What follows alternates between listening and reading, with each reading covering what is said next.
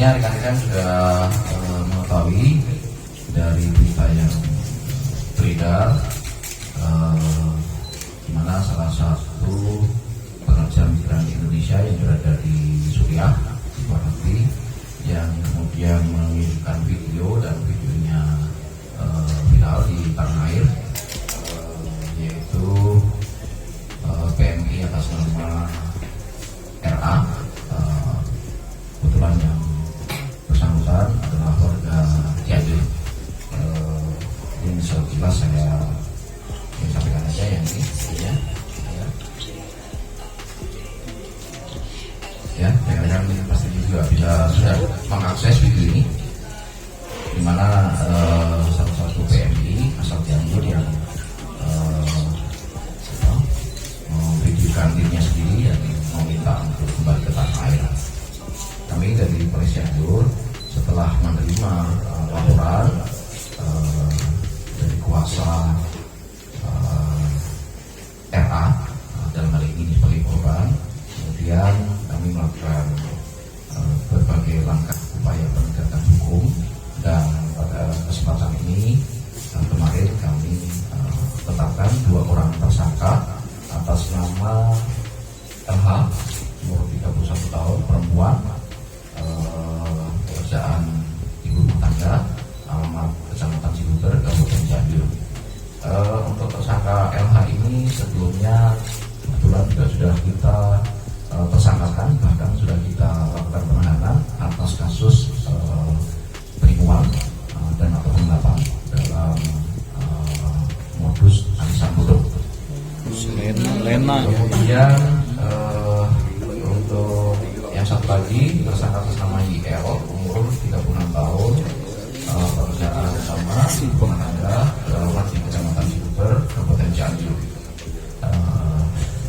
Kemudian satu lagi tersangka namun masih di BO karena posisinya berada di Suriah, yaitu atas nama saudari MH, umur 36 tahun, domisili berada di warga negara Indonesia, tapi sedang kita telusuri, kami ke koordinasi dengan kementerian apakah yang bersangkutan warga negara asing, sudah berpindah ke warga negaraan atau masih warga negara Indonesia, karena yang bersangkutan sudah 5 tahun menetap di Suriah.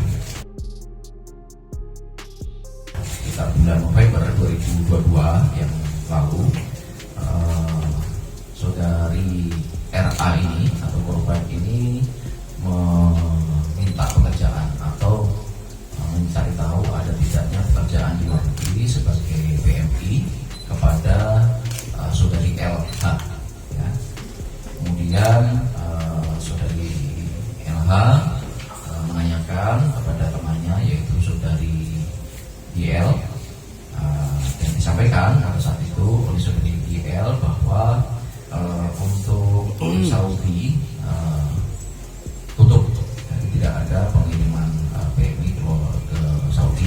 Jawaban dari YL seperti itu. Kemudian saudari LH menyampaikan kembali kepada saudara RA yang membutuhkan pekerjaan ini bahwa di Saudi tutup, tidak ada pekerjaan sebagai PMI di Saudi. Kemudian saudari RA atau korban menyampaikan di mana saja yang mungkin bisa bekerja dan diproses cepat, berasal dari saudari RA demikian.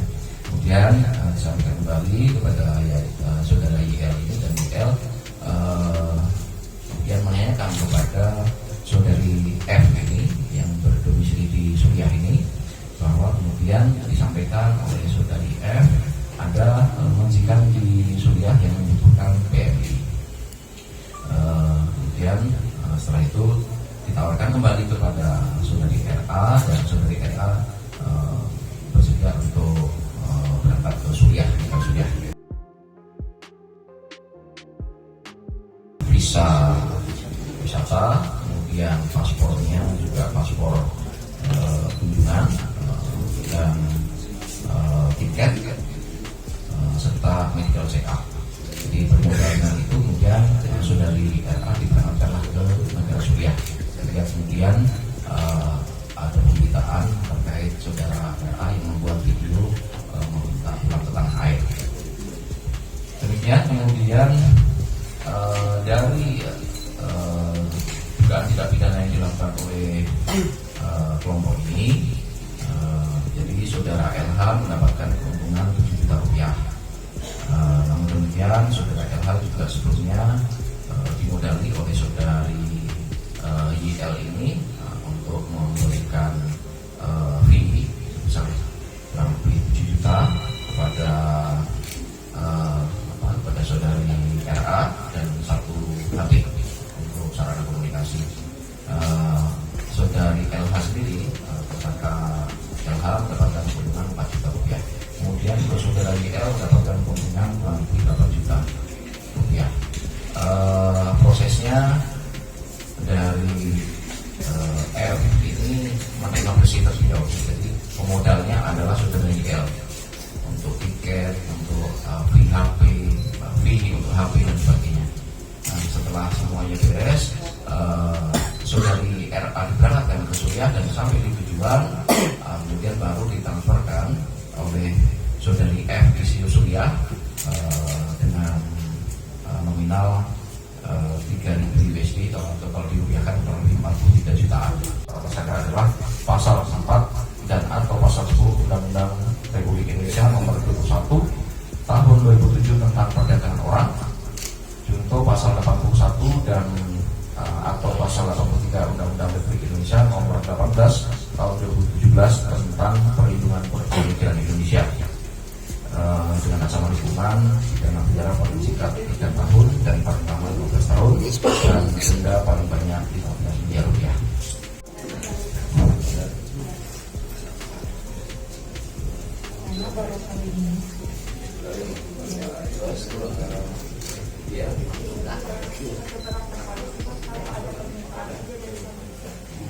Sudah beberapa kali kalau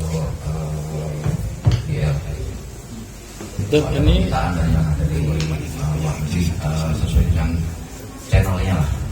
Ini dia ada pemalsuan identitas ya ke si korban. Sementara belum. Berarti iming-iming fee itu kan yang menarik korban agar mau diberangkatkan. Iming-imingnya adalah bahwa nanti di sana akan digaji 10 juta rupiah per bulannya.